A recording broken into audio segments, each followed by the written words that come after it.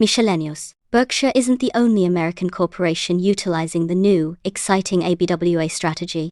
At about 1:15 p.m., on the 14th of July 1995, Michael Eisner, CEO of the Walt Disney Company, was walking up Wildflower Lane in Sun Valley. At the same time, I was leaving a lunch at Herbert Allen's home on that street to meet Tom Murphy, CEO of Cap Cities ABC, for a golf game. That morning, speaking to a large group of executives and money managers assembled by Allen's investment bank, Michael had made a brilliant presentation about Disney, and upon seeing him, I offered my congratulations. We chatted briefly, and the subject of a possible combination of Disney and Cap Cities came up. This wasn't the first time a merger had been discussed, but progress had never before been made, in part because Disney wanted to buy with cash and Cap Cities desired stock. Michael and I waited a few minutes for Murph to arrive, and in the short conversation that ensued, both Michael and Murph indicated they might bend on the stock, cash question. Within a few weeks, they both did, at which point a contract was put together, in 3 very busy days. The Disney, Cap Cities deal makes so much sense that I'm sure it would have occurred without that chance encounter in Sun Valley. But when I ran into Michael that day on Wildflower Lane, he was heading for his plane, so without that accidental meeting the deal certainly wouldn't have happened in the time frame it did. I believe both Disney and Cap Cities will benefit from the fact that we all serendipitously met that day. It's appropriate that I say a few words here about Murph. To put it simply, he is as fine an executive as I have ever seen in my long exposure to business. Equally important, he possesses human qualities every bit the equal of his managerial qualities. He's an extraordinary friend, parent, husband, and citizen. In those rare instances in which Murph's personal interests diverged from those of shareholders, he unfailingly favored the owners. When I say that I like to be associated with managers whom I would love to have as a sibling, in-law, or trustee of my will, Murph is the exemplar of what I mean. If Murph should elect to run another business, don't bother to study its value, just buy the stock. And don't later be as dumb as I was 2 years ago when I sold 1/3 of our holdings in Cap Cities for $635 million, versus the $1.27 billion those shares would bring in the Disney merger. About 96.3% of all eligible shares participated in Berkshire's 1995 Shareholder Designated Contributions Program. Contributions made were $11.6 million, and 3,600 charities were recipients. A full description of the Shareholder Designated Contributions Program appears on pages 54 to 55. Every year, a few shareholders miss out on the program because they don't have their shares registered in their own names on the prescribed record date, or because they fail to get their designation form back to us within the 60-day period allowed. That second problem pained me especially this year because 2 good friends with substantial holdings missed the deadline. We had to deny their requests to be included because we can't make exceptions for some shareholders while refusing to make them for others. To participate in future programs, you must own Class A shares that are registered in the name of the actual owner, not the nominee name of a broker, bank, or depository. Shares not so registered on the 31st of August 1996 will be ineligible for the 1996 program. When you get the form, return it promptly so that it does not get put aside or forgotten. When it comes to our annual meetings, Charlie and I are managerial oddballs. We thoroughly enjoy the event, so come join us on Monday, May 6th. At Berkshire, we have no investor relations department and don't use financial analysts as a channel for disseminating information, earnings guidance, or the like. Instead, we prefer direct manager-to-owner communication, and believe that the annual meeting is the ideal place for this interchange of ideas. Talking to you there is efficient for us, and also democratic in that all present simultaneously hear what we have to say. Last year, for the first time, we had the annual meeting at the Holiday Convention Center, and the logistics seemed to work. The ballroom there was filled with about 3,200 people, and we had a video feed into a second room holding another 800 people. Seating in the main room was a little tight, so this year we will probably configure it to hold 3,000. This year we will also have 2 rooms for the overflow. All in all, we will be able to handle 5,000 shareholders. The meeting will start at 9:30 a.m., but be warned that last year the main ballroom was filled shortly after 8 a.m. Shareholders from 49 states attended our 1,995 meeting. Where were you, Vermont? And a number of foreign countries, including Australia, Sweden, and Germany, were represented. As always, the meeting attracted shareholders who were interested in Berkshire's business, as contrasted to shareholders who were primarily interested in themselves, and the questions were all good. Charlie and I ate lunch on stage and answered questions for about 5 hours. We feel that if owners come from all over the world, we should try to make sure they have an opportunity to ask their questions. Most shareholders leave about noon, but 1,000 or so hardcore types usually stay to see whether we will drop. Charlie and I are in training to last at least 5 hours again this year. We will have our usual array of Berkshire products at the meeting, and this year we'll add a sales representative from Geico.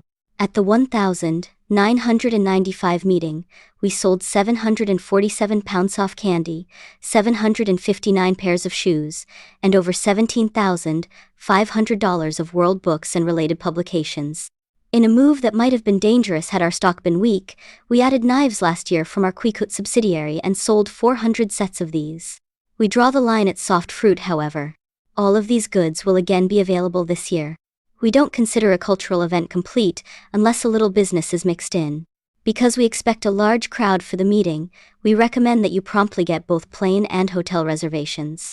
Those of you who like to be downtown, about 6 miles from the center, may wish to stay at the Radisson Reddick Tower, a small, 88 rooms but nice hotel, or at the much larger Red Lion Hotel a few blocks away. In the vicinity of the center are the Holiday Inn, 403 rooms, Homewood Suites, 118 rooms, and Hampton Inn, 136 rooms. Another recommended spot is the Marriott, whose West Omaha location is about 100 yards from Borsheim's and 8-minute drive from the center. There will be buses at the Marriott that will leave at 7:30, 8 and 8:30 for the meeting and return after it ends. An attachment to our proxy material explains how you can obtain the card you will need for admission to the meeting. A good-sized parking area is available at the center, while those who stay at the Holiday Inn, Homewood Suites and Hampton Inn will be able to walk to the meeting. As usual, we will have buses to take you to the Nebraska Furniture Mart and Borsheim's after the meeting, and to take you from there to hotels or the airport later. NFM's main store, on its 64-acre site about 2 miles north of the center, is open from 10 a.m. to 9 p.m. on weekdays, 10 a.m. to 6 p.m. on Saturdays, and noon to 6 p.m. on Sundays. Rose Blumkin, Mrs. B, is now 102, but will be hard at work in Mrs. B's warehouse.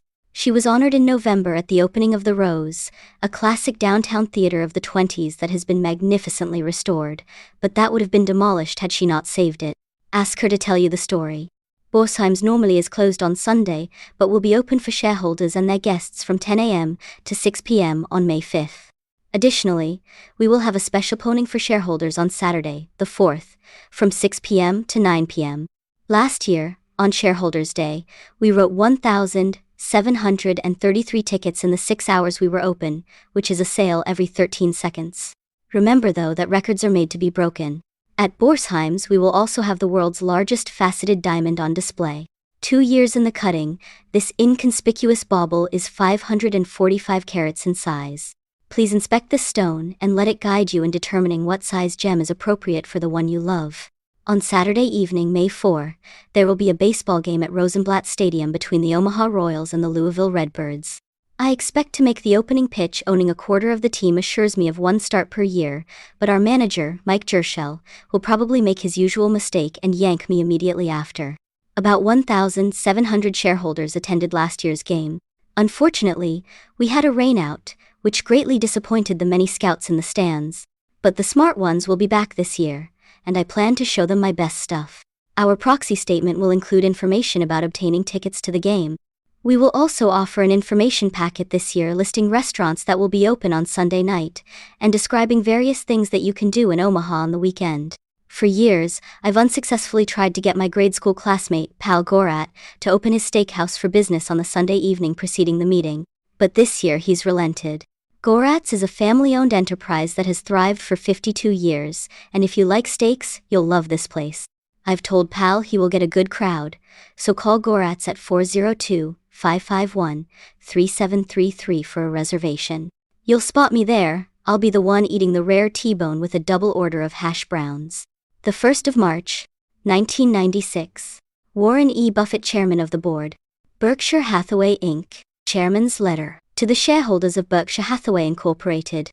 Our gain in net worth during 1996 was $6.2 billion, or 36.1%. Per share book value, however, grew by less, 31.8%, because the number of Berkshire shares increased. We issued stock in acquiring FlightSafety International and also sold new Class B shares. Asterisk. Over the last 32 years, that is, since present management took over, per share book value has grown from $19 to $19,011, or at a rate of 23.8% compounded annually. Asterisk. Each Class B share has an economic interest equal to 1/30th of that possessed by a Class A share, which is the new designation for the only stock that Berkshire had outstanding before May 1996. Throughout this report, we state all per share figures in terms of Class A equivalents, which are theism of the Class A shares outstanding and 1/30th of the Class B shares outstanding. For technical reasons, we have restated our 1,995 financial statements, a matter that requires me to present one of my less than thrilling explanations of accounting arcana. I'll make it brief. The restatement was required because GEICO became a wholly owned subsidiary of Berkshire on the 2nd of January 1996, whereas it was previously classified as an investment. From an economic viewpoint, taking into account major tax efficiencies and other benefits, we gained the value of the 51% of GEICO we owned at year-end 1,995 increased significantly when we acquired the remaining 49% of the company 2 days later. Accounting rules applicable to this type of step acquisition, however, required us to write down the value of our 51% at the time we moved to 100%. That write-down, which also, of course, reduced book value, amounted to $478.4 million.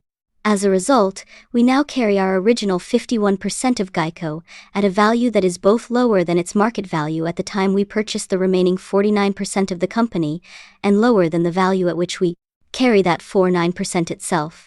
There is an offset, however, to the reduction in book value I have just described. Twice during 1996 we issued Berkshire shares at a premium to book value, first in May when we sold the B shares for cash, and again in December when we used both A and B shares as part payment for FlightSafety. In total, the three non-operational items affecting book value contributed less than 1 percentage point to our 31.8% per share gain last year. I dwell on this rise in per share book value because it roughly indicates our economic progress during the year. But, as Charlie Munger, Berkshire's vice chairman, and I have repeatedly told you, what counts at Berkshire is intrinsic value, not book value. The last time you got that message from us was in the owner's manual, sent to you in June after we issued the Class B shares. In that manual, we not only defined certain key terms such as intrinsic value, but all set forth our economic principles. For many years we have listed these principles in the front of our annual report. In this report, on pages 58 to 67, we reproduced the entire owner's manual. In this letter, we will occasionally refer to the manual so that we can avoid repeating certain definitions and explanations. For example, if you wish to brush up on intrinsic value, see pages 64 and 65. Last year, for the first time, we supplied you with a table that Charlie and I believe will help anyone trying to estimate Berkshire's intrinsic value. In the updated version of that table which follows, we trace two key indices of value. The first column lists our per-share ownership of investments, including cash and equivalents, and the second column shows our per-share earnings from Berkshire's operating businesses before taxes, purchase accounting adjustments but after all interest and corporate overhead expenses. The operating earnings column excludes all dividends, interest, and capital gains that we realized from the investments presented in the first column. In effect, the two columns show what Berkshire would have reported had it been broken into two parts. As the table tells you, our investments per share increased in 1996 by 29.0% and/or non-investment earnings grew by 63.2%. Our goal is to keep the numbers in both columns moving ahead at a reasonable, or, better yet, unreasonable pace. Our expectations, however, are tempered by two realities. First, our past rates of growth cannot be matched nor even approached. Berkshire's equity capital is now large. In fact, fewer than 10 businesses in America have capital larger, and an abundance of funds tends to dampen returns. Second, whatever our rate of progress, it will not be smooth. Year-to-year moves in the first column of the table above will be influenced in a major way by fluctuations in securities markets. The Figures in the second column will be affected by wide swings in the profitability of our catastrophe reinsurance business. In the table, the donations made pursuant to our shareholder-designated contributions program are charged against the second column, though we view them as a shareholder benefit rather than as an expense. All other corporate expenses are also charged against the second column. These costs may be lower than those of any other large American corporation. Our after-tax headquarters expense amounts to less than 2 basis points, 1/50th of 1%, measured against net worth. Even so, Charlie used to think this expense percentage outrageously high, blaming it on my use of Berkshire's corporate jet, the Indefensible. But Charlie has recently experienced a counter-revelation. With our purchase of Flight Safety, whose major activity is the training of corporate pilots, he now rhapsodizes at the mere mention of jets. Seriously, costs matter. For example, equity mutual funds incur corporate expenses, largely payments to the fund's managers that average about 100 basis points. Alavi likely to cut the returns their investors earn by 10% or more over time. Charlie and I make no promises about Berkshire's results. We do promise you, however, that virtually all of the gains Berkshire makes will end up with shareholders. We are here to make money with you, not off you. The relationship of intrinsic value to market price. In last year's letter, with Berkshire shares selling at $36,000, I told you, 1. Berkshire's gain in market value in recent years had outstripped its gain in intrinsic value, even though the latter gain had been highly satisfactory. 2. That kind of overperformance could not continue indefinitely. 3. Charlie and I did not at that moment consider Berkshire to be undervalued. Since I set down those cautions, Berkshire's intrinsic value has increased very significantly, aided in a major way by a stunning performance at Geico that I will tell you more about later, while the market price of our shares has changed little. This, of course, means that in 1996 Berkshire's stock underperformed the business. Consequently, today's price-value relationship is both much different from what it was a year ago and, as Charlie and I see it, more appropriate. Over time, the aggregate gains made by Berkshire shareholders must of necessity match the business gains of the company. When the stock temporarily overperforms or underperforms the business, a limited number of shareholders, either sellers or buyers, receive outsized benefits at the expense of those they trade with. Generally, the sophisticated have an edge over the innocents in this game. Though our primary goal is to maximize the amount that our shareholders, in total, reap from their ownership of Berkshire, we wish also to minimize the benefits going to some shareholders at the expense of others. These are goals we would have were we managing a family partnership, and we believe they make equal sense for the manager of a public company. In a partnership, fairness requires that partnership interests be valued equitably when partners enter or exit. In a public company, fairness prevails when market price and intrinsic value are in sync. Obviously, they won't always meet that ideal, but a manager by his policies and communications can do much to foster equity. Of course, the longer a shareholder holds his shares, the more bearing Berkshire's business results will have on his financial experience, and the less it will matter what premium or discount to intrinsic value prevails when he buys and sells his stock. That's one reason we hope to attract owners with long-term horizons. Overall, I think we have succeeded in that pursuit. Berkshire probably ranks number 1 among large American corporations in the percentage of its shares held by owners with a long-term view. Acquisitions of 1,996. We made 2 acquisitions in 1996, both possessing exactly the qualities we seek: excellent business economics and an outstanding manager. The first acquisition was Kansas Bankers Surety, KBS, an insurance company whose name describes its specialty. The company, which does business in 22 states, has an extraordinary underwriting record, achieved through the efforts of Don Towle, an extraordinary manager. Don has developed first-hand relationships with hundreds of bankers and knows every detail of his operation. He thinks of himself as running a company that is his, an attitude we treasure at Berkshire. Because of its relatively small size, we placed KBS with Wesco, our 80% owned subsidiary, which has wanted to expand its insurance operations. You might be interested in the carefully crafted and sophisticated acquisition strategy that allowed Berkshire to nab this deal. Early in 1996, I was invited to the 40th birthday party of my nephew's wife, Jane Rogers. My taste for social events being low, I immediately, and in my standard gracious way, began to invent reasons for skipping the event. The party planners then countered brilliantly by offering me a seat next to a man I always enjoy, Jane's dad, Roy Dinsdale, so I went. The party took place on January 26. Though the music was loud. Why must bands play as if they will be paid by the decibel? I just managed to hear Roy say he'd come from a directors' meeting at Kansas Bankers Surety, a company I'd always admired. I shouted back that he should let me know if it ever became available for purchase. On February 12, I got the following letter from Roy. Dear Warren, enclosed is the annual financial information on Kansas Bankers Surety. This is the company that we talked about at Janie's party. If I can be of any further help, please let me know. On February 13, I told Roy we would pay $75 million for the company, and before long we had a deal. I'm now scheming to get invited to Jane's next party. Our other acquisition in 1996, Flight Safety International, the world's leader in the training of pilots, was far larger, at about $1.5 billion, but had an equally serendipitous origin. The heroes of this story are first, Richard Sercer, a Tucson aviation consultant, and second, his wife, Alma Murphy, an ophthalmology graduate of Harvard Medical School, who in 1990 wore down her husband's reluctance and got him to buy Berkshire stock. Since then, the two have attended our annual meetings, but I didn't get to know them personally. Fortunately, Richard had also been a longtime shareholder of Flight Safety, and it occurred to him last year that the two companies would make a good fit. He knew our acquisition criteria, and he thought that Al Ueltschi, Flight Safety's 79-year-old CEO, might want to make a deal that would both give him a home for his company and a security in payment that he would feel comfortable owning throughout his lifetime. So in July, Richard wrote Bob Denham, CEO of Salomon Inc., suggesting that he explore the possibility of a merger. Bob took it from there, and on September 18, Al and I met in New York.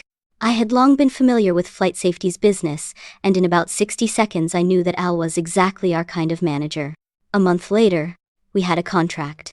Because Charlie and I wished to minimize the issuance of Berkshire shares, the transaction was structured gave Flight Safety shareholders a choice of cash or stock, but carried terms that encouraged those who were tax indifferent to take cash. This nudge led to about 51% of Flight Safety's shares being exchanged for cash, 41% for Berkshire A, and 8% for Berkshire B. Al has had a lifelong love affair with aviation, and actually piloted Charles Lindbergh.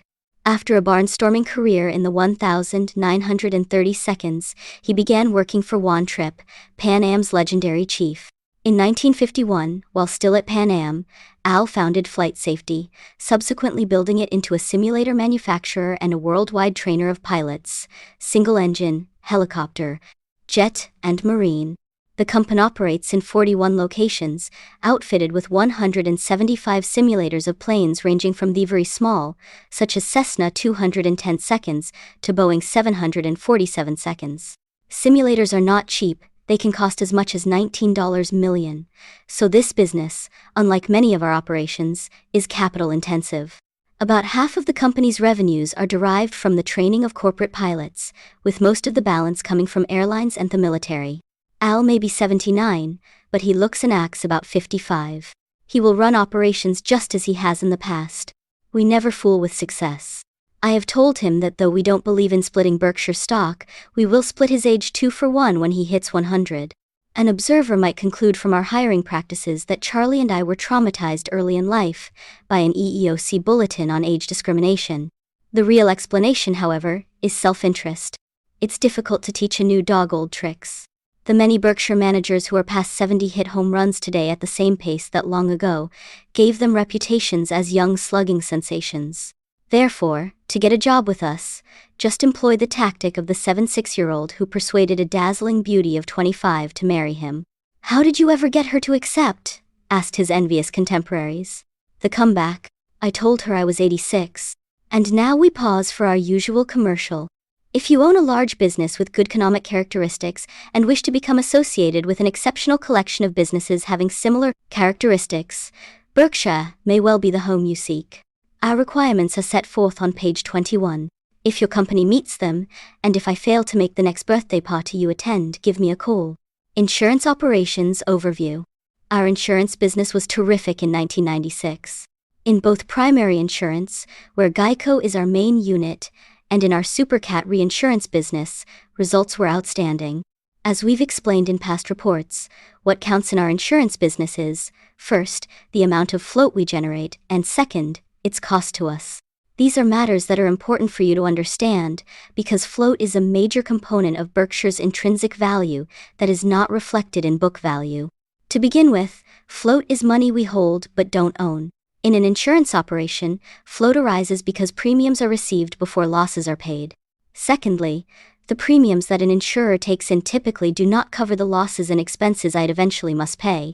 That leaves it running an underwriting loss, which is the cost off float. An insurance business has value if its cost of float over time is less than the cost the company would otherwise incur to obtain funds. But the business is an albatross if the cost of its float is higher than market rates for money. As the numbers in the following table show, Berkshire's insurance business has been a huge winner.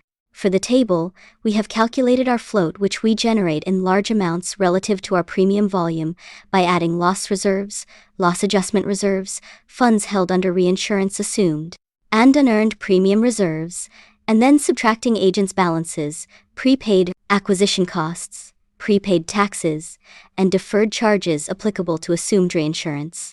Our cost of float is determined by our underwriting loss or profit. In those years when we have had an underwriting profit, such as the last 4, our cost off float has been negative. In effect, we have been paid for holding money. Since 1967, when we entered the insurance business, our float has grown at an annual compounded rate of 22.3%. In more years than not, our cost of funds has been less than nothing. This access to free money has boosted Berkshire's performance in a major way. Moreover, our acquisition of Geico Material increases the probability that we can continue to obtain free funds in increasing amounts. Supercat Insurance. As in the past 3 years, we once again stress that the good results we are reporting for Berkshire stem in part from our Supercat business having a lucky year. In this operation, we sell policies that insurance and reinsurance companies buy to protect themselves from the effects of mega catastrophes. Since truly major catastrophes are rare occurrences, our Supercat business can be expected to show large profits in most years and to record a huge loss occasionally. In other words, the attractiveness of our Supercat business will take a great many years to measure. What you must understand, however, is that a truly terrible year in the Supercat business is not a possibility, it's a certainty. The only question is when it will come. I emphasize this lugubrious point because I would not want you to panic and sell your Berkshire stock upon hearing that some large catastrophe had cost us a significant amount. If you would tend to react that way, you should not own Berkshire shares now, just as you should entirely avoid owning stocks if a crashing market would lead you to panic and sell. Selling fine businesses on scary news is usually a bad decision.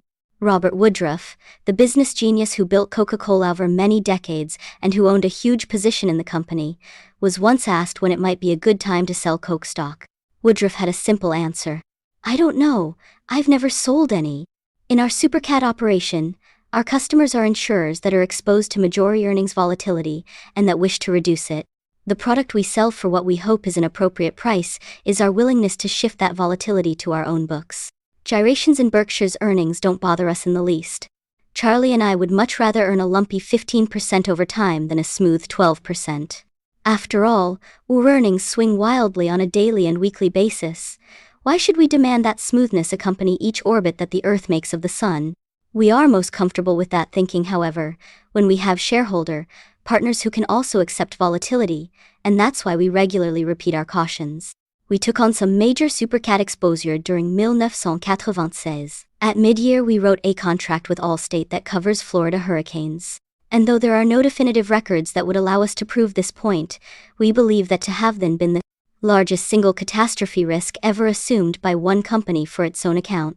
Later in the year, however, we wrote a policy for the California Earthquake Authority that goes into effect on the 1st of April 1997, and that exposes us to a loss more than twice that possible under the Florida contract. Again, we retained all the risk for our own account.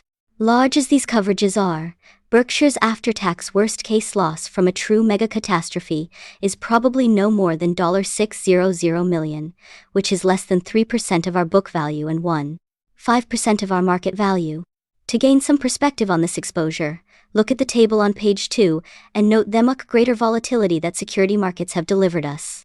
In the Supercat business, we have 3 major competitive advantages.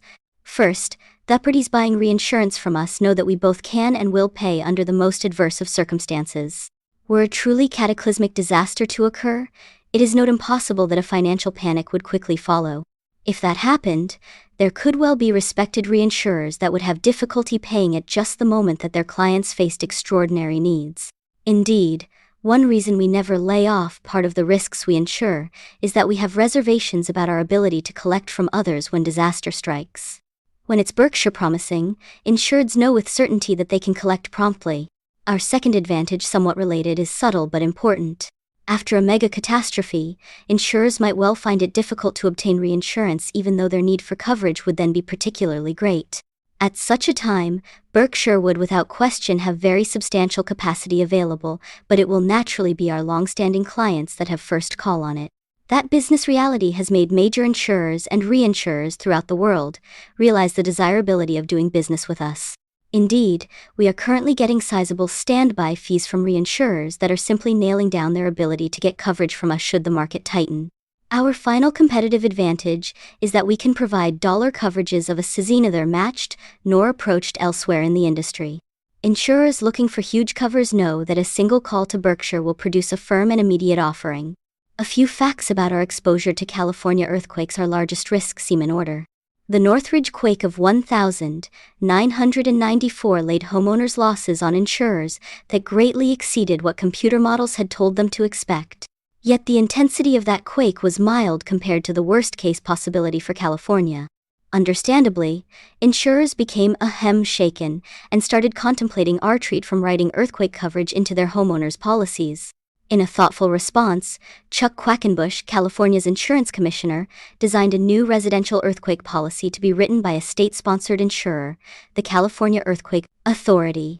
This entity, which went into operation on the 1st of December 1996, needed large layers of reinsurance, and that's where we came in. Berkshire's layer of approximately $1 billion will be called up if the authority's aggregate losses in the period ending the 31st of March 2001 exceed about $5 billion. The press originally reported larger figures, but these would have applied only if all California insurers had entered into the arrangement. Instead, only 72% signed up. So what are the true odds of our having to make a payout during the policy's term? We don't know, nor do we think computer models will help us, since we believe the precision they project is a chimera. In fact, such models can lull decision-makers into a false sense of security, and thereby increase their chances of making a really huge mistake. We've already seen such debacles in both insurance and investments. Witness, portfolio insurance, whose destructive effects in the 1987 market crash led one wag to observe that it was the computers that should have been jumping out of windows. Even if perfection in assessing risks is unattainable, insurers can underwrite sensibly. After all, you need not know a man's precise age to know that he is old enough to vote, nor know his exact weight to recognize his need to diet. In insurance, it is essential to remember that virtually all surprises are unpleasant, and with that in mind, we try to price our supercat exposures so that about 90% of total premiums end up being eventually paid out in losses and expenses. Over time, we will find out how smart our pricing has been, but that will not be quickly. The supercat business is just like the investment business, in that it often takes a long time to find out whether you knew what you were doing. What I can state with certainty, however, is that we have the best person in the world to run our supercat business, Ajit Jain, whose value to Berkshire is simply enormous. In the reinsurance field, disastrous propositions abound. I know that because I personally embraced all too many of these in the 1970 seconds, and also because Geico has a large runoff portfolio made up of foolish contracts written in nearly 1980 seconds, able though its then management was. Ajit, I can assure you, won't make mistakes of this type. I have mentioned that a mega catastrophe might cause a catastrophe in the finance markets, a possibility that is unlikely but not far-fetched. Were the catastrophe a quake in California of sufficient magnitude to tap our coverage, we would almost certainly be damaged in other ways as well. For example, Seas, Wells Fargo and Freddie Mac could be hit hard. All in all though, we can handle this aggregation of exposures. In this respect, as in others, we try to reverse engineer our future at Berkshire, bearing in mind Charlie's dictum, all I want to know is where I'm going to die, so I'll never go there. Inverting really works. Try singing country western songs backwards and you will quickly regain your house, your car and your wife. If we can't tolerate a possible consequence, remote though it may be, we steer clear off planting its seeds. That is why we don't borrow big amounts, and why we make sure that our supercat business losses, large though the maximums may sound, will not put a major dent in Berkshire's intrinsic value. Insurance Geico, and other primary operations. When we moved to total ownership of Geico early last year, our expectations were high, and they are all being exceeded. That is true from both a business and personal perspective. Geico's operating chief, Tony Nicely, is a superb business manager and a delight to work with. Under almost any conditions, Geico would be an exceptionally valuable asset. With Tony at the helm, it is reaching levels of performance that the organization would only a few years ago have thought impossible. There's nothing esoteric about Geico's success. The company's competitive strength flows directly from its position as a low-cost operator. Low costs permit low prices, and low prices attract and retain good policyholders. The final segment off a virtuous circle is drawn when policyholders recommend us to their friends. Geico gets more than 1 million referrals annually, and these produce more than half of our new business, an advantage that gives us enormous savings in acquisition expenses and that makes our costs stay lower. This formula worked in spades for Geico in 1996. Its voluntary auto policy count grew 10%. During the previous 20 years, the company's best-ever growth for a year had been 8%, a rate achieved only once. Better yet, the growth in voluntary policies accelerated during the year, led by major gains in the non-standard market, which has been an underdeveloped area at Geico. I focus here on voluntary policies because the involuntary business we get from assigned risk pools and the like is unprofitable. Growth in that sector is most unwelcome. Geico's growth would mean nothing if it did not produce reasonable underwriting profits. Here too, the news is good. Last year we hit our underwriting targets and then some. Our goal, however, is not to widen our profit margin, but rather to enlarge the price advantage we offer customers. Given that strategy, we believe that 1997's growth will easily top that of last year. We expect new competitors to enter the direct response market, and some of our existing competitors are likely to expand geographically. Nonetheless, the economies of scale we enjoy should allow us to maintain or even widen the protective moat surrounding our economic castle. We do best on costs in geographical areas in which we enjoy high market penetration. As our policy count grows, concurrently delivering gains in penetration, we expect to drive costs materially lower. Geico's sustainable cost advantage is what attracted me to the company way back in 1951, when the entire business was valued at $7 million.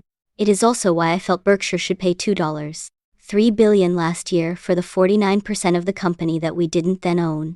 Maximizing the results of a wonderful business requires management and focus.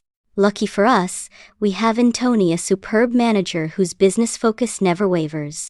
Wanting also to get the entire Geico organization concentrating as he does, we needed a compensation plan that was itself sharply focused, and immediately after our purchase, we put one in. Today, the bonuses received by dozens of top executives, starting with Tony, are based upon only two key variables. 1. Growth in voluntary auto policies, and 2. Underwriting profitability on seasoned auto business, meaning policies that have been on the books for more than 1 year. In addition, we use the same yardsticks to calculate the annual contribution to the company's profit-sharing plan. Everyone at Geico knows what counts. The Geico plan exemplifies Berkshire's incentive compensation principles. Goals should be 1. Tailored to the economics of the specific operating business. 2. Simple in character so that the degree to which they are being realized can be easily measured. And 3. Directly related to the daily activities of plan participants. As a corollary, we shun lottery ticket arrangements, such as options on Berkshire shares, whose ultimate value, which could range from zero to huge, is totally out of the control of the person whose behavior we would like to affect. In our view, a system that produces quixotic payoffs will not only be wasteful for owners, but may actually discourage the focused behavior we value in managers. Every quarter, all 9,000 Geico associates can see the results that determine our profit-sharing plan contribution. In 1996, they enjoyed the experience because the plan literally went off the chart that had been constructed at the start of the year. Even I knew the answer to that problem. Enlarge the chart. Ultimately, the results called for a record contribution of 16.9%, $40 million, compared to a 5-year average of less than 10% for the comparable plans previously in effect. Furthermore, at Berkshire, we never greet good work by raising the bar. If Geico's performance continues to improve, we will happily keep on making larger charts. Lou Simpson continues to manage Geico's money in an outstanding manner. Last year, the equities in his portfolio outdid the S&P 500 by 6.2 percentage points. In Lou's part of Geico's operation, we again tie compensation to performance but to investment performance over a 4-year period, not to underwriting results nor to the performance of Geico as a whole. We think it foolish for an insurance company to pay bonuses that are tied to overall corporate results when great work on one side of the business, underwriting or investment, could conceivably be completely neutralized by bad work on the other. If you bat .350 at Berkshire, you can be sure you will get paid commensurately even if the rest of the team bats .200. In Lou and Tony, however, we are lucky to have Hall of Famers in both key positions. Though they are, of course, smaller than Geico, our other primary insurance operations turned in equally stunning results last year. National Indemnity's traditional business had a combined ratio of 74.2 and, as usual, developed a large amount of float compared to premium volume. Over the last 3 years, this segment of our business, run by Don Worster, has had an average combined ratio of 83.0. Our home state operation, managed by Rod Eldred, recorded a combined ratio of 87.1 even though it absorbed the expenses of expanding to new states. Rod's 3-year combined ratio is an amazing 83.2. Berkshire's workers' compensation business, run out of California by Brad Kinsler, has now moved into 6 other states, and, despite the costs of that expansion, again achieved an excellent underwriting profit. Finally, John Kaiser, at Central States Indemnity, set new records for premium volume while generating good earnings from underwriting. In aggregate, our smaller insurance operations, now including Kansas Bankers Surety, have an underwriting record virtually unmatched in the industry. Don, Rod, Bradan, John have all created significant value for Berkshire, and we believe there is more to come. Taxes. In 1961, President Kennedy said that we should ask not what our country can do for us, but rather ask what we can do for our country. Last year, we decided to give his suggestion a try, and who says it never hurts to ask? We were told to mail $860 million in income taxes to the U.S. Treasury. Here's a little perspective on that figure. If an equal amount had been paid by only 2,000 other taxpayers, the government would have had a balanced budget in 1996 without needing a dime of taxes, income, or Social Security, or what have you, from any other American. Berkshire shareholders can truly say, "I gave at the office." Charlie and I believe that large tax payments by Berkshire are entirely fitting. The contribution we thus make to society's well-being is at most only proportional to its contribution to ours. Berkshire prospers in America as it would nowhere else. Sources of reported earnings. The table that follows shows the main sources of Berkshire's reported earnings. In this presentation, purchase accounting adjustments are not assigned to the specific businesses to which they apply, but are instead aggregated and shown separately. This procedure lets you view the earnings of our businesses as they would have been reported had we not purchased them. For the reasons discussed on pages 65 and 66, this form of presentation seems to us to be more useful to investors and managers than one utilizing generally accepted accounting principles, GAAP, which require purchase premiums to be charged off business by business. The total earnings we show in the table are, of course, identical to the GAAP total in our audited financial statements. 1. Before the Geico-related restatement. 2. Includes R.C. Willey from the 29th of June, 1995. 3. Includes Helzberg's from the 30th of April, 1995. 4. Excludes interest expense of finance businesses. In this section last year, I discussed 3 businesses that reported a decline in earnings: Buffalo News, Shoe Group, and World Book. All, I'm happy to say, recorded gains in 1996. World Book, however, did not find it easy. Despite the operation's new status as the only direct seller of encyclopedias in the country, Encyclopedia Britannica exited the field last year. Its unit volume fell. Additionally, World Book spent heavily on a new CD-ROM product that began to take in revenues only in early 1997, when it was launched in association with IBM. In the face of these factors, earnings would have evaporated had World Book not revamped distribution methods and cut overhead at headquarters, thereby dramatically reducing its fixed costs. Overall, the company has gone a long way toward assuring its long-term viability in both the print and electronic marketplaces. Our only disappointment last year was in jewelry. Borsheim's did fine, but Helzberg suffered a material decline in earnings. Its expense levels had been geared to a sizable increase in same-store sales, consistent with the gains achieved in recent years. When sales were instead flat, profit margins fell. Jeff Comment, CEO of Helzberg's, is addressing the expense problem in a decisive manner, and the company's earnings should improve in 1997. Overall, our operating businesses continue to perform exceptionally, far outdoing their industry norms. For this, Charlie and I thank our managers. If you should see any of them at the annual meeting, add your thanks as well. More information about our various businesses is given on pages 36 to 46, where you will also find our segment earnings reported on a GAAP basis. In addition, on pages 5157, we have rearranged Berkshire's financial data into 4 segments on a non-GAAP basis. A presentation that corresponds to the way Charlie and I think about the company. Our intent is to supply you with the financial information that we would wish you to give us if our positions were reversed. Look through earnings. Reported earnings are a poor measure of economic progress at Berkshire, in part because the numbers shown in the table presented earlier include only the dividends we receive from investees, though these dividends typically represent only a small fraction of the earnings attributable to our ownership. Not that we mind this division of money, since on balance we regard the undistributed earnings of investees as more valuable to us than the portion paid out. The reason is simple. Our investees often have the opportunity to reinvest earnings at high rates of return, so why should we want them paid out? To depict something closer to economic reality at Berkshire than reported earnings, though, we employ the concept of look-through earnings. As we calculate these, they consist of 1. The operating earnings reported in the previous section, plus 2. Our share of the retained operating earnings of major investees that, under GAAP accounting, are not reflected in our profits, less 3. An allowance for the tax that would be paid by Berkshire if these retained earnings of investees had instead been distributed to us. When tabulating operating earnings here, we exclude purchase accounting adjustments as well as capital gains and other major non-recurring items. The following table sets forth our 1,996 look-through earnings, though I warn you that the figures can be no more than approximate, since they are based on a number of judgment calls. The dividends paid to us by these investees have been included in the operating earnings itemized on page 12, mostly under Insurance Group, Net Investment Income. Does not include shares allocable to minority interests. 2-3 receives. Common stock investments. Below we present our common stock investments. Those with a market value of more than $500 million are itemized.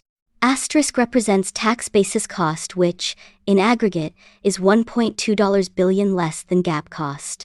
Our portfolio shows little change.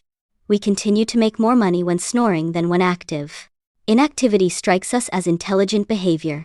Neither we nor most business managers would dream of feverishly trading highly profitable subsidiaries because a small move in the Federal Reserve's discount rate was predicted, or because some Wall Street pundit had reversed his views on the market. Why, then, should we behave differently with our minority positions in wonderful businesses? The art of investing in public companies successfully is little different from the art of successfully acquiring subsidiaries. In each case you simply want to acquire, at a sensible price, a business with excellent economics and able, honest management. Thereafter, you need only monitor whether these qualities are being preserved. When carried out capably, an investment strategy of that type will often result in its practitioner owning a few securities that will come to represent a very large portion of his portfolio. This investor would get a similar result if he followed a policy of purchasing an interest in, say, 20% of the future earnings of a number of outstanding college basketball stars. A handful of these would go on to achieve NBA stardom, and the investor's take from them would soon dominate his royalty stream. To suggest that this investor should sell off portions of his most successful investments simply because they have come to dominate his portfolio is akin to suggesting that the Bulls trade Michael Jordan because he has become so important to the team. In studying the investments we have made in both subsidiary companies and common stocks, you will see that we favor businesses and industries unlikely to experience major change. The reason for that is simple. Making either type of purchase, we are searching for operations that we believe are virtually certain to possess enormous competitive strength 10 or 20 years from now. A fast-changing industry environment may offer the chance for huge wins, but it precludes the certainty we seek. I should emphasize that, as citizens, Charlie and I welcome change. fresh ideas, new products, innovative processes and the like, cause our country's standard of living to rise, and that's clearly good. As investors, however, our reaction to a fermenting industry is much like our attitude towards space exploration. We applaud the endeavor but prefer to skip the ride. Obviously, all businesses change to some extent. Today, See's is different in many ways from what it was in 1972 when we bought it. It offers a different assortment of candy, employs different machinery, and sells through different distribution channels. But the reasons why people today buy boxed chocolates, and why they buy them from us rather than from someone else, are virtually unchanged from what they were in the 1920 seconds when the See family was building the business. Moreover, these motivations are not likely to change over the next 20 years, or even 50. We look for similar predictability in marketable securities. Take Coca-Cola. The zeal and imagination with which Coke products are sold has burgeoned under Roberto Goizueta, who has done an absolutely incredible job in creating value for his shareholders. Aided by Don Keough and Doug Ivester, Roberto has rethought and improved every aspect of the company.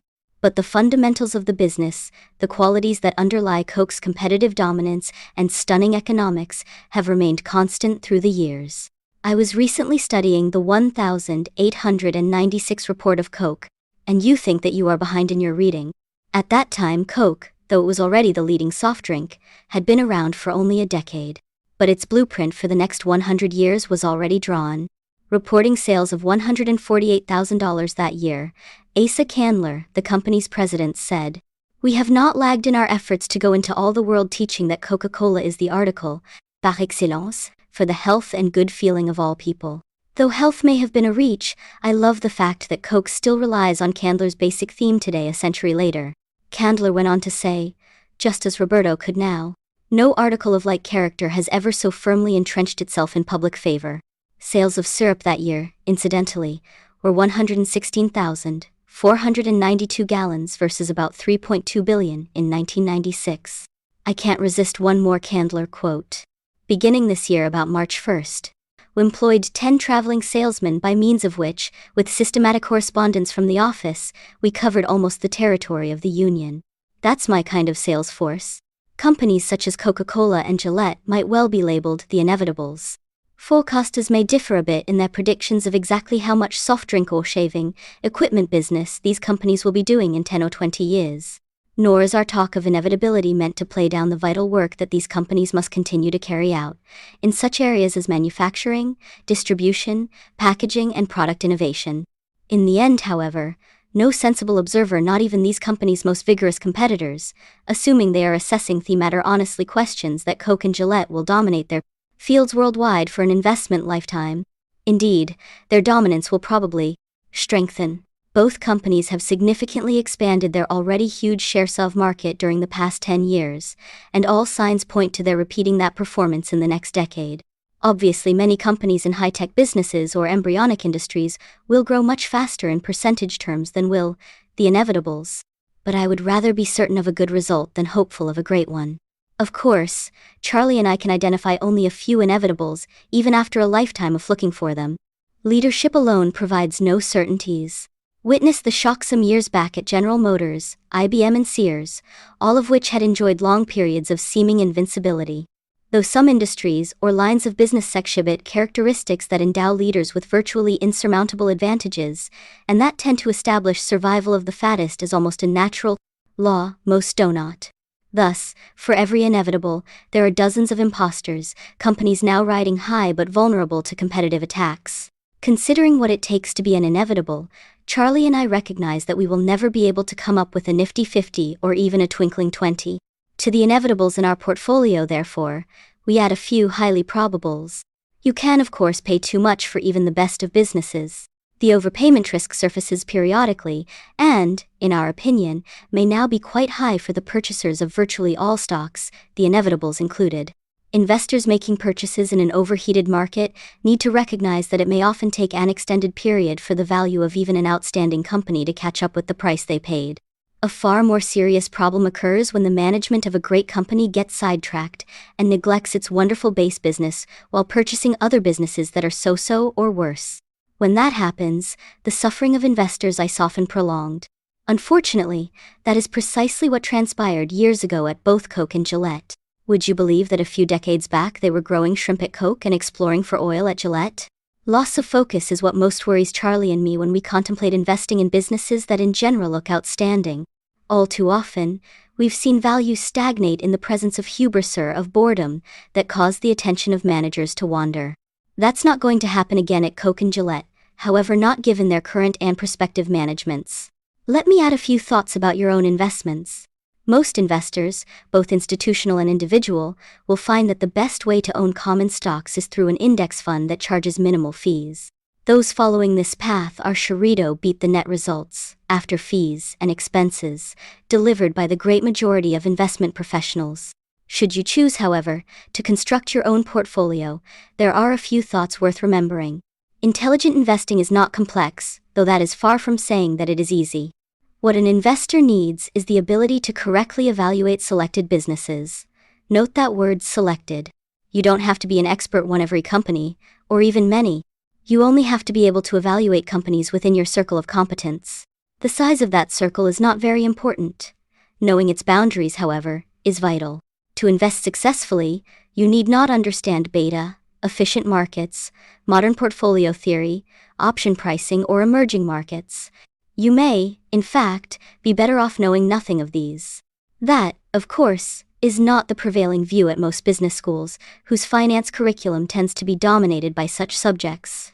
In our view, though, investment students need only 2 well-taught courses: how to value a business and how to think about market prices. Your goal as an investor should simply be to purchase, at a rational price, a part interest in an easily understandable business whose earnings are virtually certain to be materially higher 5, 10, and 20 years from now. Over time, you will find only a few companies that meet these standards, so when you see one that qualifies, you should buy a meaningful amount of stock. You must also resist the temptation to stray from your guidelines. If you aren't willing to own a stock for 10 years, don't even think about owning it for 10 minutes.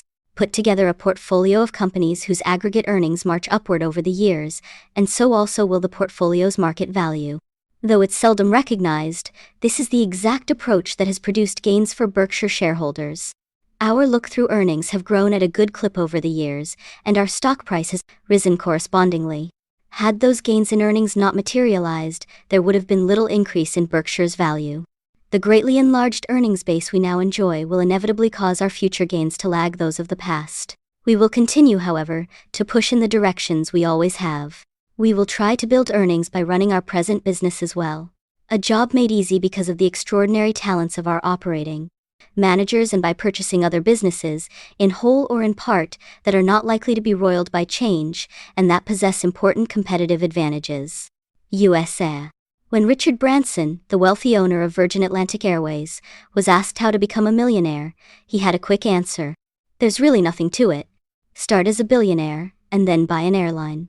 Unwilling to accept Branson's proposition on faith, your chairman decided in 1989 to test it by investing $358 million in a 9.25% preferred stock of US Air. I liked and admired Ed Kolodny, the company's then CEO, and I still do. But my analysis of US Air's business was both superficial and wrong. I was so beguiled by the company's long history of profitable operations, and by the protection that ownership of a senior security seemingly offered me, that I overlooked the crucial point. US Air's revenues would increasingly feel the effects of an unregulated, fiercely competitive market, whereas its cost structure was a holdover from the days when regulation protected profits. These costs, if left unchecked, portended disaster, however reassuring the airline's past record might be. If history supplied all of the answers, the Forbes 400 would consist of librarians. To rationalize its costs, however, US Air needed major improvements in its labor contracts, and that's something most airlines have found it extraordinarily difficult to get, short of credibly threatening, or actually entering, bankruptcy. US Air was no exception. Immediately after we purchased our preferred stock, the imbalance between the company's costs and revenues began to grow explosively. In the 1990 to 1994 period, US Air lost an aggregate of $2.4 billion, a performance that total wiped out the book equity of its common stock.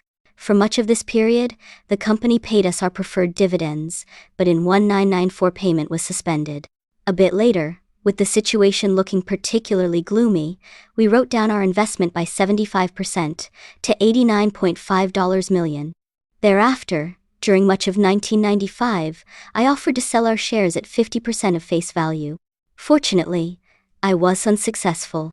Mixed in with my many mistakes at US Air was one thing I got right. Making our investment, we wrote into the preferred contract a somewhat unusual provision stipulating that penalty dividends to run 5 percentage points over the primaric would be accrued on any arrearages. This meant that when our 9.25% dividend was omitted for 2 years, the unpaid amounts compounded at rates ranging between 13.25% and 14%. Facing this penalty provision, US Air had every incentive to pay arrearages just as promptly as it could. And in the second half of 1996, when US Air turned profitable, it indeed began to pay, giving us $47.9 million. We owe Stephen Wolf, the company's CEO, a huge thank you for extracting a performance from the airline that permitted this payment. Even so, US Air's performance has recently been helped significantly by an industry tailwind that may be cyclical in nature. The company still has basic cost problems that must be solved. In any event, the prices of US Air's publicly traded securities tell us that our preferred stock is now probably worth its par value of $358 million, give or take a little. In addition, we have over the years collected an aggregate of $240.5 million in dividends, including $30 million received in 1997. Early in 1996, before any accrued dividends had been paid, I tried once more to unload our holdings, this time for about $335 million. You're lucky. I again failed in my attempt to snatch defeat from the jaws of victory. In another context, a friend once asked me, "If you're so rich, why aren't you smart?" After reviewing my sorry performance with US Air, you may conclude he had a point. Financings. We wrote 4 checks to Salomon Brothers last year, and in each case we're delighted with the work for which we were paying.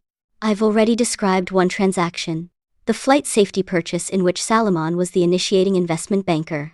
In a second deal, the firm placed a small debt offering for our finance subsidiary. Additionally, we made 2 good-sized offerings through Salomon, both with interesting aspects.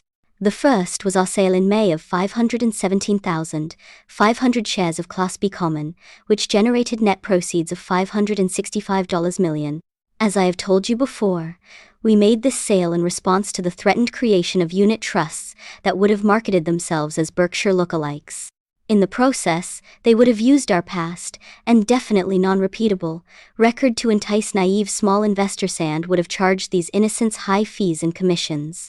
I think it would have been quite easy for such trusts to have sold many billions of dollars worth of units, and I also believe that early marketing successes by these trusts would have led to the formation of others. In the securities business, whatever can be sold will be sold. The trusts would have meanwhile indiscriminately poured the proceeds of their offerings into a supply of Berkshire shares that is fixed and limited. The likely result, a speculative bubble in our stock. For at least a time, the price jump would have been self-validating, in that it would have pulled new waves of naive and impressionable investors into the trusts and set off still more buying of Berkshire shares. Some Berkshire shareholders choosing to exit might have found that outcome ideal, since they could have profited at the expense of the buyers entering with false hopes. Continuing shareholders, however, would have suffered once reality set in, for at that point Berkshire would have been burdened with both hundreds of thousands of unhappy, indirect owners, trust holders, that is, and a stained reputation. Our issuance of the B shares not only arrested the sale of the trusts, but provided a low-cost way for people to invest in Berkshire if they still wish to after hearing the warnings we issued.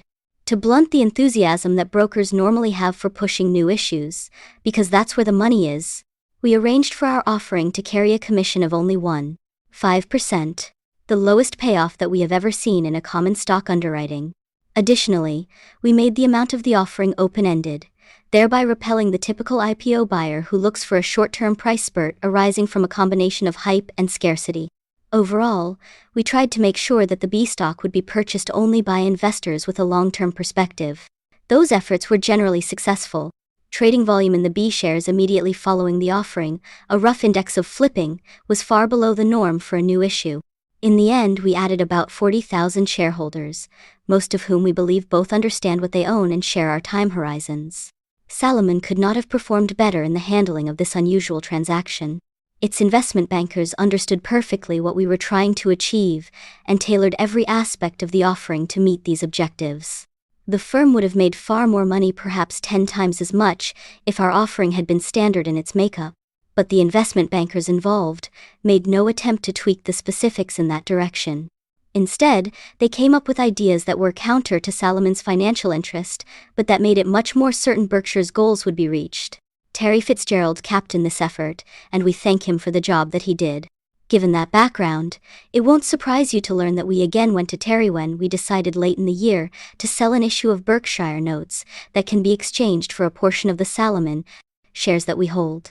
In this instance, once again, Salomon did an absolutely first-class job, selling $500 million principal amount of 5-year notes for $447.1 million. Each $1,000 note is exchangeable into 17.65 shares and is callable in 3 years at accreted value. Counting the original issue discount and a 1% coupon, the securities will provide a yield of 3% to maturity for holders who do not exchange them for Salomon stock. But it seems quite likely that the notes will be exchanged before their maturity. If that happens, our interest cost will be about 1.1% for the period prior to exchange. In recent years, it has been written that Charlie and I are unhappy about all investment banking fees. That's dead wrong. We have paid a great many fees over the last 30 years, beginning with the check we wrote to Charlie Hyder upon our purchase of National Indemnity in 1967, and we are delighted to make payments that are commensurate with performance. In the case of the 1,996 transactions at Salomon Brothers, we more than got our money's worth. Miscellaneous. Though it was a close decision, Charlie and I have decided to enter the 20th century. Accordingly, we are going to put future quarterly and annual reports of Berkshire on the internet, where they can be accessed via TP, www.berkshirehathaway.com. We will always post these reports on a Saturday, so that anyone interested will have ample time to digest the information before trading begins. Our publishing schedule for the next 12 months is May 17,199.7, the 16th of August 1997, the 15th of November 1997, and the 14th of March 1998. We will also post any press releases that we issue. At some point, we may stop mailing our quarterly reports and simply post these on the internet. This move would eliminate significant costs. Also, we have a large number of street name holders, and have found that the distribution of our quarterlies to them is highly erratic. Some holders receive their mailings weeks later than others. The drawback to internet-only distribution is that many of our shareholders lack computers. Most of these holders, however, could easily obtain printouts at work or through friends. Please let me know if you prefer that we continue mailing quarterlies. We want your input, starting with whether you even read these reports, and at a minimum will make no change in 1997. Also, we will definitely keep delivering the annual report in its present form, in addition to publishing it on the internet. About 97.2% of all eligible shares participated in Berkshire's 1996 Shareholder Designated Contributions Program. Contributions made were $13.3 million, and 3,910 charities were recipients.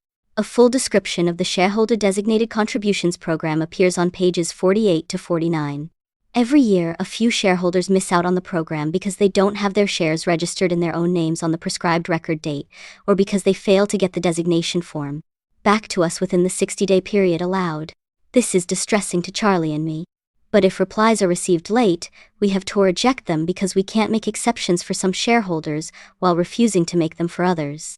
To participate in future programs, you must own Class A shares that are registered in the name of the actual owner, not the nominee name of a broker, bank, or depository. Shares not so registered on the 31st of August 1997 will be ineligible for the 1997 program. When you get the form, return it promptly so that it does not get put aside or forgotten. The annual meeting. Our capitalists' version of Woodstock, the Berkshire Annual Meeting, will be held on Monday, May 5th. Charlie and I thoroughly enjoy this event, and we hope that you come. We will start at 9:30 a.m. Break for about 15 minutes at noon. Food will be available but at a price, of course, and then continue talking to hardcore attendees until at least 3:30. Last year we had representatives from all 50 states, as well as Australia, Greece, Israel, Portugal, Singapore, Sweden, Switzerland, and the United Kingdom. The annual meeting is a time for owners to get their business-related questions answered, and therefore Charlie and I will stay on stage until we start getting punchy. When that happens, I hope you notice a change. Last year we had attendance of 5,000 and strained the capacity of the Holiday Convention Center, even though we spread out over 3 rooms. This year, our new Class B shares have caused a doubling of our stockholder count, and we are therefore moving the meeting to the Ak-Sar-Ben Coliseum, which holds about 10,000 and also has a huge parking lot. The doors will open for the meeting at 7 a.m., and at 8:30 we will, upon popular demand, show a new Berkshire movie produced by Mark Hamburg, our CFO. In this company, no one gets by with doing only a single job.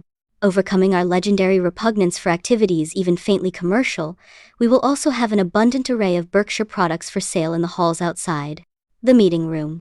Last year we broke all records, selling 1,270 pounds of See's candy, 1,143 pairs of Dexter shoes, $29,000 of World Books and related publications, and 700 sets of knives manufactured by our Quicot subsidiary. Additionally, many shareholders made inquiries about Geico auto policies. If you would like to investigate possible insurance savings, bring your present policy to the meeting. We estimate that about 40% of our shareholders can save money by insuring with us. We'd like to say 100%, but the insurance business doesn't work that way. Because insurers differ in their underwriting judgments, some of our shareholders are currently paying rates that are lower than Geico's. An attachment to the proxy material enclosed with this report explains how you can obtain the card you will need for admission to the meeting. We expect a large crowd, so get both plane and hotel reservations promptly. American Express 800-799-6634 will be happy to help you with arrangements.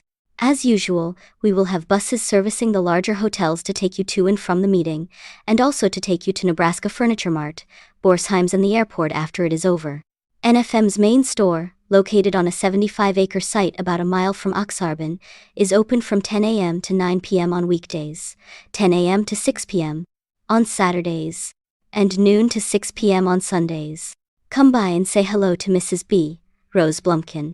She's 103 now and sometimes operates with an oxygen mask that is attached to a tank on her cart. But if you try to keep pace with her, it will be you who needs oxygen.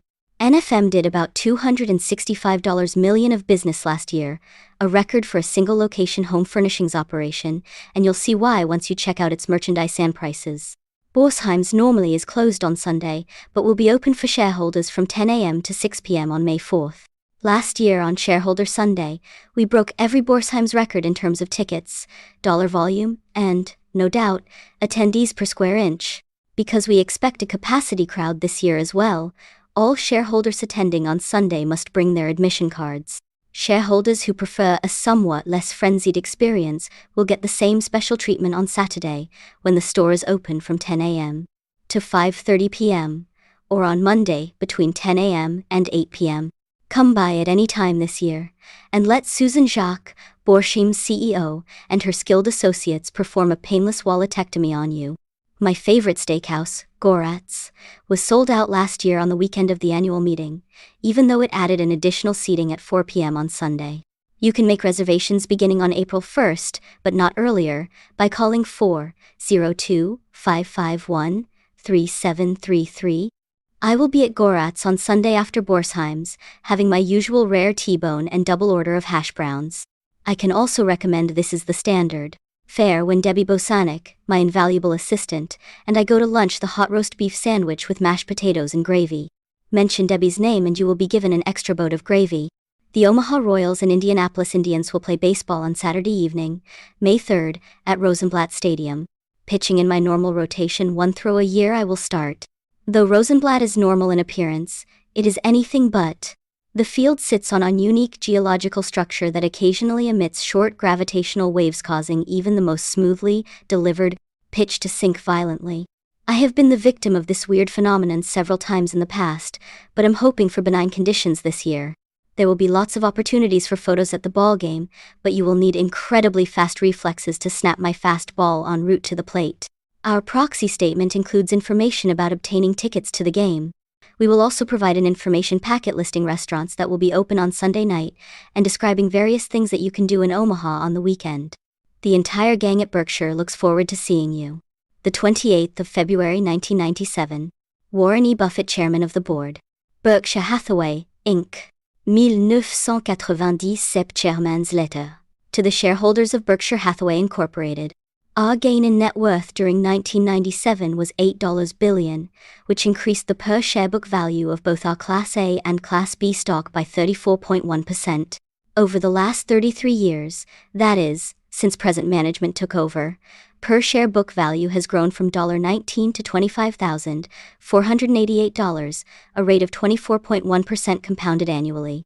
Asterisk. All figures used in this report apply to Berkshire's A shares, the successor to the only stock that the company had outstanding before 1996. The B share shave an economic interest equal to 1/30th that of the A. Given our gain of 34.1%, it is tempting to declare victory and move on.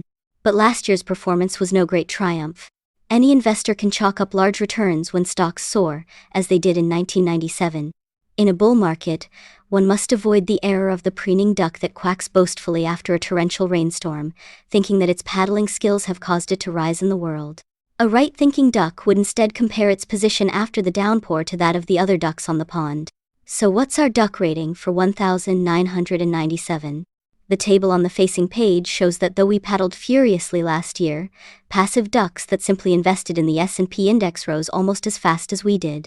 Our appraisal of 1997's performance then. Quack. When the market booms, we tend to suffer in comparison with the S&P index. The index bears no tax costs, nor do mutual funds, since they pass through all tax liabilities to their owners. Last year, on the other hand, Berkshire paid or accrued $4.2 billion for federal income tax, or about 18% of our beginning net worth. Berkshire will always have corporate taxes to pay, which means it needs to overcome their drag in order to justify its existence. Obviously, Charlie Munger, Berkshire's vice chairman and my partner, and I won't be able to lick that handicap for a year. But we expect over time to maintain a modest advantage over the index, and that is the yardstick against which you should measure us. We will not ask you to adopt the philosophy of the Chicago Cubs fan who reacted to a string of lackluster seasons by saying, "Why get upset? Everyone has a bad century now and then." Gains in book value are, of course, not the bottom line at Berkshire. What truly counts are gains in per-share intrinsic business value. Ordinarily, though, the two measures tend to move roughly in tandem, and in 1997 that was the case. Led by a blow-out performance at Geico, Berkshire's intrinsic value, which far exceeds book value, grew at nearly the same pace as book value. For more explanation of the term, intrinsic value, you may wish to refer to our owner's manual, reprinted on pages 62 to 71. This manual sets forth our owner-related business principles, information that is important to all of Berkshire's shareholders. In our last two annual reports, we furnished you a table that Charlie and I believe is central to estimating Berkshire's intrinsic value. In the updated version of that table, which follows, we trace our two key components of value. The first column lists our per-share ownership of investments, including cash and equivalents, and the second column shows our per-share earnings from Berkshire's operating businesses before taxes and purchase accounting adjustments, discussed on pages 69 and 70, but after all interest and corporate expenses. The second column excludes all dividends, interest and capital gains that we realized from the investments presented in the first column. In effect, the columns show what Berkshire would look like were it split into two parts, with one entity holding our investments and the author operating all of our businesses and bearing all corporate costs. Pundits who ignore what our 38,000 employees contribute to the company, and instead simply view Berkshire as a de facto investment company, should study the figures in the second column. We made our first business acquisition in 1967, and since then our pre-tax operating earnings have grown from $1 million to $888 million. Furthermore, as noted, in this exercise we have assigned all of Berkshire's corporate expenses overhead of $6.6 million, interest of $66.9 million and shareholder contributions of $15.4 million to our business operations, even though a portion of these could just as well have been assigned to the investment side. Here are the growth rates of the two segments by decade. During 1997, both parts of our business grew at a satisfactory rate, with investments increasing by $9,543 per share, or 33.5%, and operating earnings growing by $296.43 per share, or 70.3%. One important caveat. Because we were lucky in our supercat insurance business, to be discussed later, and because Geico's underwriting gain was well above what we can expect in most years, 1997 operating earnings were much better than we anticipated, and also more than we expect for 1998. Our rate of progress in both investments and operations is certain to fall in the future. For anyone deploying capital, nothing recedes like success. My own history makes the point. Back in 1951, when I was attending Ben Graham's class at Columbia, an idea giving me a $10,000 gain improved my investment performance for the year by a full 100 percentage points. Today, an idea producing $500 million pre-tax profit for Berkshire adds 1 percentage point to our performance. It's no wonder that my annual results in the 1950 seconds were better by nearly 30 percentage points than my annual gains in any subsequent decade. Charlie's experience was similar. We weren't smarter then, just smaller. At our present size, any performance superiority we achieve will be minor. We will be helped, however, by the fact that the businesses to which we have already allocated capital, both operating subsidiaries and companies in which we're passive investors, have splendid, long-term prospects. We are also blessed with a managerial corps that is unsurpassed in ability and focus. Most of these executives are wealthy, and do not need the pay they receive from Berkshire to maintain their way of life. They are motivated by the joy of accomplishment, not by fame or fortune. Though we are delighted with what we own, we are not pleased with our prospects for committing incoming funds. Prices are high for both businesses and stocks. That does not mean that the prices of either will fall. We have absolutely no view on that matter. But it does mean that we get relatively little in prospective earnings when we commit fresh money. Under these circumstances, we try to exert a Ted Williams kind of discipline. In his book, The Science of Hitting, Ted explains that he carved the strike zone into 7 cells, each the size of a baseball. Swinging only at balls in his best cell, he knew, would allow him to bat .400. Reaching for balls in his worst spot, the low outside corner of the strike zone, would reduce him to 230. In other words, waiting for the fat pitch would mean a trip to the Hall of Fame. Swinging indiscriminately would mean a ticket to the minors. If they are in the strike zone at all, the business pitches we now see are just catching the lower outside corner. If we swing, we will be locked into low returns. But if we let all of today's balls go by, there can be no assurance that the next ones we see will be more to our liking. Perhaps the attractive prices of the past were the aberrations, not the full prices of today. Unlike Ted, we can't be called out if we resist 3 pitches that are barely in the strike zone. Nevertheless, just standing there day after day, with my bat on my shoulder, is not my idea of fun. Unconventional commitments. When we can't find our favorite commitment, a well-run and sensibly priced business with fine economics, we usually opt to put new money into very short-term instruments of the highest quality. Sometimes, however, we venture elsewhere. Obviously, we believe that the alternative commitments we make are more likely to result in profit than loss. But we also realize that they do not offer the certainty of profit that exists in a wonderful business secured at an attractive price.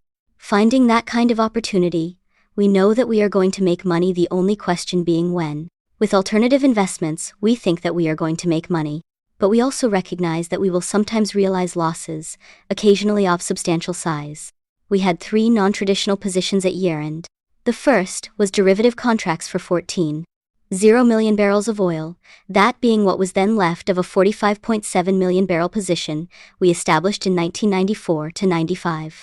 Contracts for 31.7 million barrels were settled in 1995-97, and these supplied us with a pre-tax gain of about $61.9 million. Our remaining contracts expired during 1998 and 1999. In these, we had an unrealized gain of $11.6 million at year-end. Accounting rules require that commodity positions be carried at market value.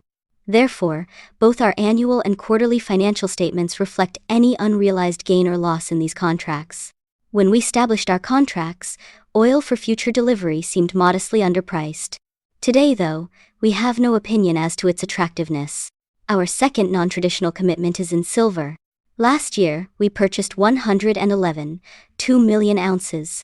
Marked to market, that position produced a pre-tax gain of $97.4 million for us in 1997.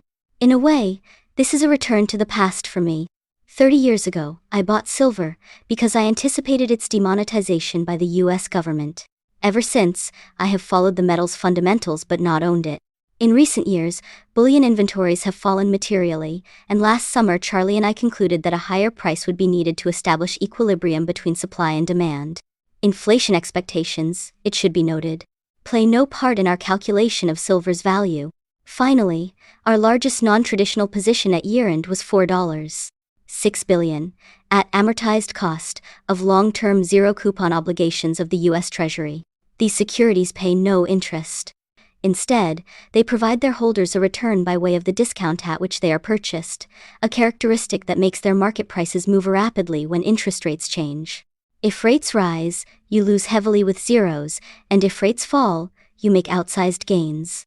Since rates fell in 1997, we ended the year with an unrealized pre-tax gain of $598.8 million in our zeros. Because we carry the securities at market value, that gain is reflected in year-end book value. In purchasing zeros, rather than staying with cash equivalents, we risk looking very foolish. A macro-based commitment such as this never has anything close to a 100% probability of being successful. However, you pay Charlie and me to use our best judgment not to avoid embarrassment, and we will occasionally make an unconventional move when we believe the odds favor it. Try to think kindly of us when we blow one. Along with President Clinton, we will be feeling your pain. The Munger family has more than 90% of its net worth in Berkshire, and the Buffetts more than 99%. How we think about market fluctuations. A short quiz. If you plan to eat hamburgers throughout your life and are not a cattle producer, should you wish for higher or lower prices for beef? Likewise, if you are going to buy a car from time to time but are not an auto manufacturer, should you prefer higher or lower car prices? These questions, of course, answer themselves. But now for the final exam. If you expect to be a net saver during the next 5 years, should you hope for a higher or lower stock market during that period? Many investors get this one wrong. Even though they are going to be net buyers of stocks for many years to come, they are elated when stock prices rise and depressed when they fall. In effect, they rejoice because prices have risen for the hamburgers they will soon be buying. This reaction makes no sense. Only those who will be sellers of equities in the near future should be happy at seeing stocks rise. Prospective purchasers should much prefer sinking prices. For shareholders of Berkshire who do not expect to sell, the choice is even clearer. To begin with, our owners are automatically saving even if they spend every dime they personally earn. Berkshire saves for them by retaining all earnings, thereafter using these savings to purchase businesses and securities. Clearly, the more cheaply we make these buys, the more profitable our owners' indirect savings program will be. Furthermore, through Berkshire, you own major positions in companies that consistently repurchase their shares. The benefits that these programs supply us grow as prices fall. When stock prices are low, the funds that an investee spends on repurchases increase our ownership of that company by a greater amount than is the case when prices are higher. For example, the repurchases that Coca-Cola, the Washington Post and Wells Fargo made in past years at very low prices benefited Berkshire far more than do today's repurchases, made at loftier prices. At the end of every year, about 97% of Berkshire's shares are held by the same investors who owned them at the start of the year. That makes them savers. They should therefore rejoice when markets decline and allow both us and our investees to deploy funds more advantageously. So smile when you read a headline that says, "Investors lose as market falls." Edit it in your mind, too. Disinvestors lose as market falls but investors gain. Though writers often forget this truism, there is a buyer for every seller, and what hurts one unnecessarily helps the other. As they say in golf matches, every putt makes someone happy. We gained enormously from the low prices placed on many equities and businesses in the 1,970 seconds and 1,980 seconds. Markets that then were hostile to investment transients were friendly to those taking up permanent residence. In recent years, the actions we took in those decades have been validated, but we have found few new opportunities. In its role as a corporate saver, Berkshire continually looks for ways to sensibly deploy capital, but it may be some time before we find opportunities that get us truly excited. Insurance Operations Overview. What does excite us, however, is our insurance business. Geico is flying, and we expect that it will continue to do so. Before we expound on that though, let's discuss float and how to measure its cost. Unless you understand this subject, it will be impossible for you to make an informed judgment about Berkshire's intrinsic value. To begin with, float is money we hold but don't own. In an insurance operation, float arises because premiums are received before losses are paid, an interval that sometimes extends over many years. During that time, the insurer invests the money. Typically, this pleasant activity carries with it a downside. The premiums that an insurer takes in usually do not cover the losses and expenses it eventually must pay.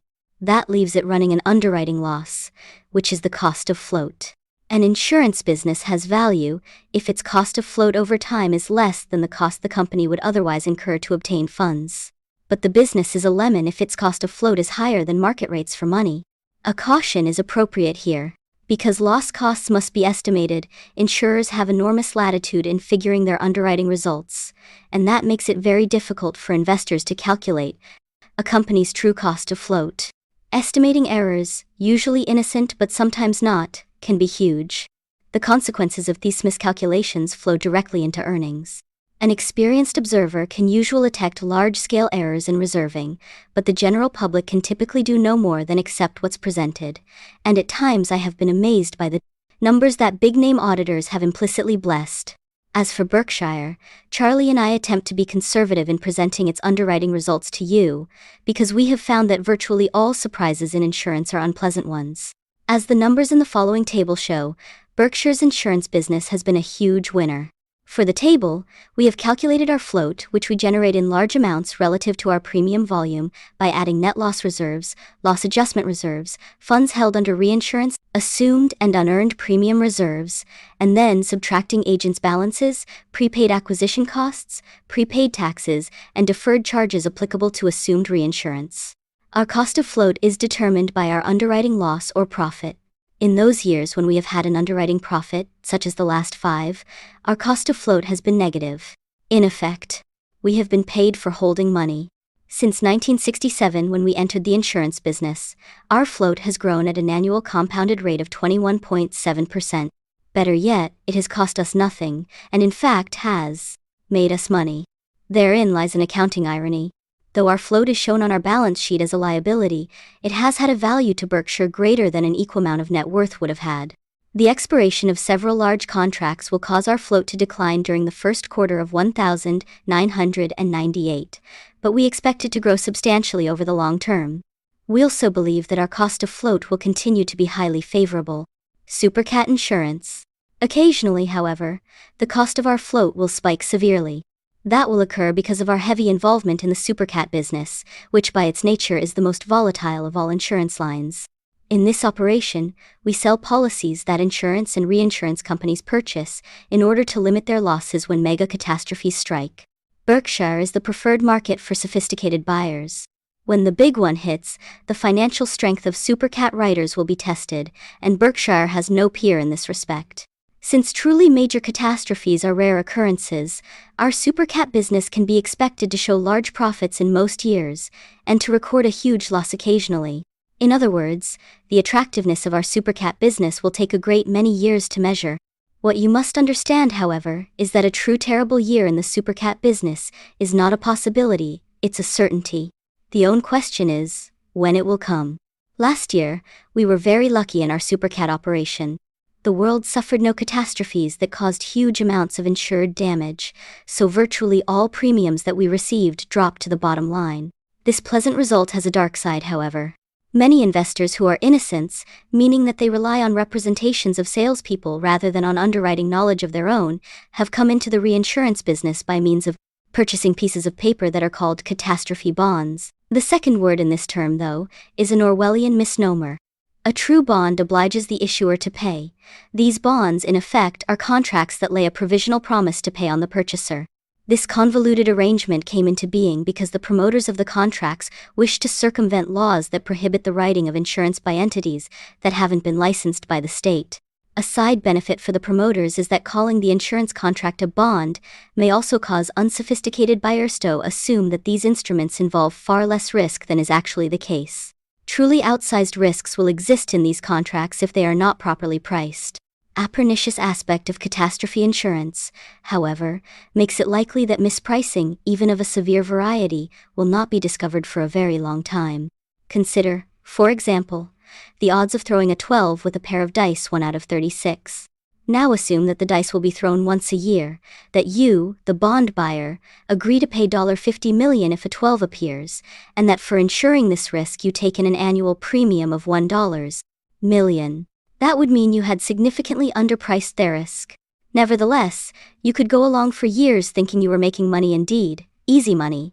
There is actually a 75.4% probability that you would go for a decade without paying out a dime. Eventually, however, you would go broke. In this dice example, the odds are easy to figure. Calculations involving monster hurricanes and earthquakes are necessarily much fuzzier, and the best we can do at Berkshire is to estimate a range of probabilities for such events. The lack of precise data, coupled with the rarity of such catastrophes, plays into the hands of promoters, who typically employ an expert to advise the potential bond buyer about the probability of losses. The expert puts no money on the table. Instead, he receives an upfront payment that is forever his no matter how inaccurate his predictions. Surprise! When the stakes are high, an expert can invariably be found who will affirm, to return to our example, that the chance of rolling a 12 is not 1 inch 36, but more like 1 inch 100. In fairness, we should add that the expert will probably believe that his odds are correct, a fact that makes him less reprehensible but more dangerous. The influx of investor money into catastrophe bonds, which may well live up to their name, has caused supercat prices to deteriorate materially. Therefore, we will write less business in 1998. We have some large multi-year contracts in force, however, that will mitigate the drop. The largest of these are two policies that we described in last year's report, one covering hurricanes in Florida and the other, signed with the California Earthquake Authority, covering earthquakes in that state. Our worst-case loss remains about $600 million after tax, the maximum we could lose under the CEA policy. Though this loss potential may sound large, it is only about 1% of Berkshire's market value. Indeed, if we could get appropriate prices, we would be willing to significantly increase our worst-case exposure. Our supercat business was developed from scratch by Ajit Jain, who has contributed to Berkshire's success in a variety of other ways as well. Ajit possesses both the discipline to walk away from business that is inadequately priced and the imagination to then find other opportunities. Quite simply, he is one of Berkshire's major assets. Ajit would have been a star in whatever career he chose. Fortunately for us, he enjoys insurance.